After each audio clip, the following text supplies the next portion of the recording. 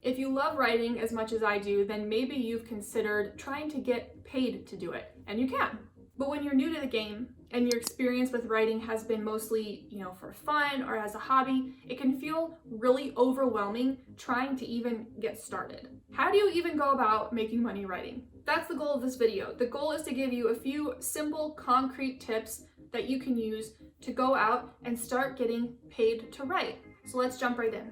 Tip number 1 is get specific about the services that you plan to offer and write them down. If you approach potential clients and you tell them that you're a writer, that is such a broad label. It could mean a million different things. Being more specific about what exactly you want to do is going to help connect you with the right people. It's going to make for more meaningful conversations, and ultimately, it's going to help you get more paid work. Here's an example. Instead of saying, "My name is Megan and I'm a writer," I would say, "My name is Megan and I'm a fitness writer. I've worked with a ton of fitness-related companies. This is something that I love. I'm very passionate about it. I know a lot about it, so that's what I do." But we can take this one step further. What kind of content are you interested in writing? Blogs? Email content? White papers? Case studies? Again, the word writing is very broad. So let's add another layer to our example. My name is Megan and I write blog content for fitness companies. Do this exercise, write down this statement and put it somewhere that you can see it every single day. It'll help you get clear on who you are and what you want to do and who you want to work with. Just saying "I want to write" is a bit too abstract, and it's going to make it really hard for you to start tracking down people to work with. And a lot of people are hesitant to do this because they think it's going to narrow their opportunities, it's going to limit their opportunities. I'm telling you, I promise you, it is the exact opposite. I've done this both ways. I started off my career as a professional writer way too broad, trying to do everything, trying to write everything for everyone, and it backfired horribly. As soon as I did this and got a little more specific, no joke, the change was overnight. So go write your statement. If you want to share it, drop it in the comments. I'd love to hear it. If you need help figuring out what kinds of companies you want to work with, then you should go check out this video where I talk about how you can start to pick a freelance writing niche. Tip number 2 is set your rates, because you can't get paid to write if you don't know what you want to get paid. Now, a few things will go into your rates: the time you think it will take you to do that work, the word count, and the value that you bring. So let's talk about these things a little bit. Of course, if something takes you 5 hours to do, or if you estimate that it's going to take you 5 hours, you're going to charge more than if you estimate something is going to take you 1 hour. That one's simple. If you are writing a piece of content that needs to be 3,000 words, you're going to charge more for that than 1,000 words. But a lot of writers make the mistake of stopping here. They either charge per word or per hour. That's not enough. Do not reduce your rates to an hour or to a word count, because you also want to factor in the value that you bring, the expertise. Let's say, as an example, that I'm a brand new writer, I have no professional experience, but I do have a ton of experience with fitness. That is going to be a factor in my rates, because even though I've never been paid to write, I know a ton about fitness. That's value that I can bring that other writers can't, because they don't have that experience. So I strongly encourage you to look at those 3 factors: time, word count, and value expertise is how I refer to it. If you need a more extreme example, let's make it way more extreme.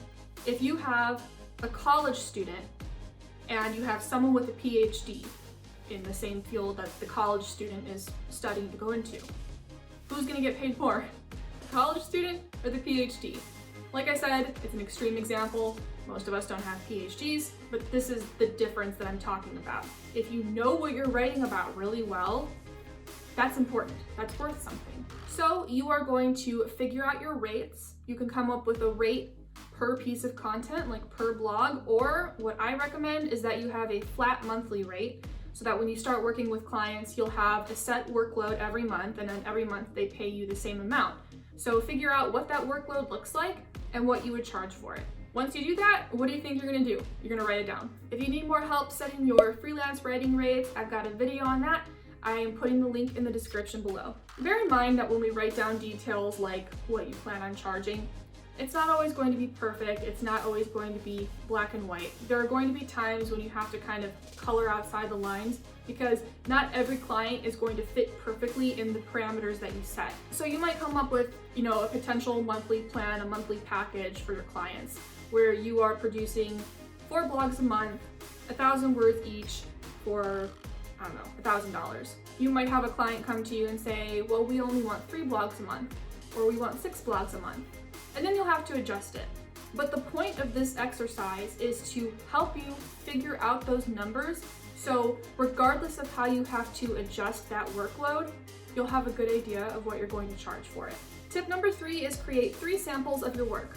If you're brand new to freelance writing, then there's a good chance that you don't yet have samples that reflect the services you have decided to offer.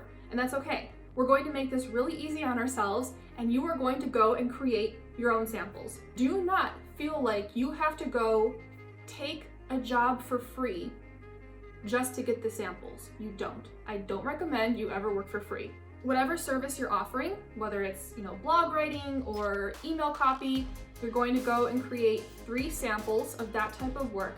And this is like your portfolio. You want to showcase your very best work because this is going to be, for now, what you send to potential clients when they ask to see samples of your work.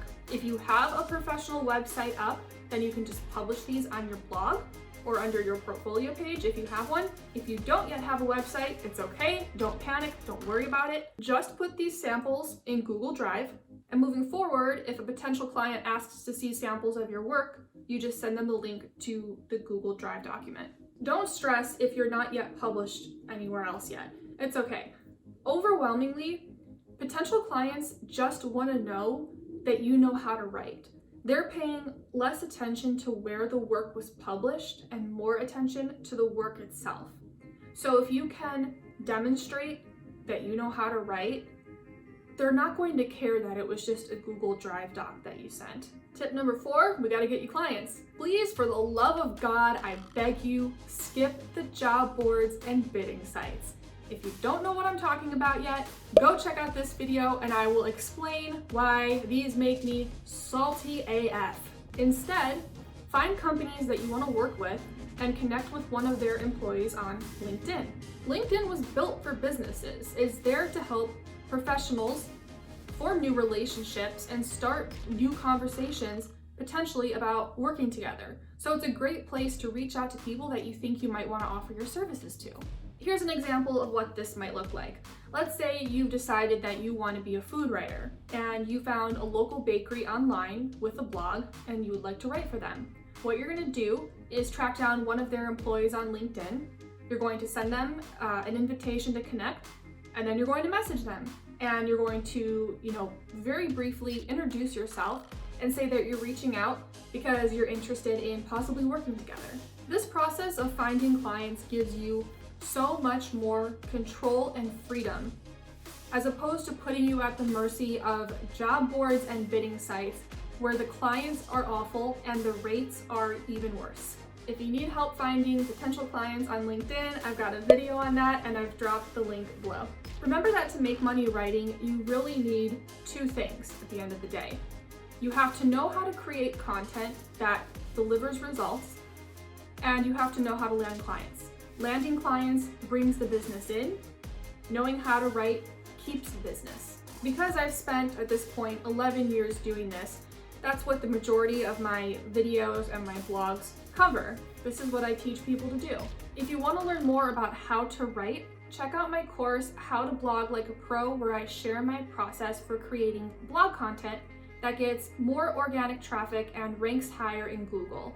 This is the method that I've used not only for myself, but for all of my clients, and it's gotten all of us really good results. Also take a look at the 7-Day Secret, which is a mini course based off of my full program, Revenue Spark, where I teach professionals my method of client acquisition. They're open for enrollment, so you can join anytime. Before you go, please support my channel by giving this video a thumbs up and help my content rise to the top of YouTube. If you have any questions, drop them in a comment. Don't forget to subscribe if you haven't already, and I'll see you guys next time.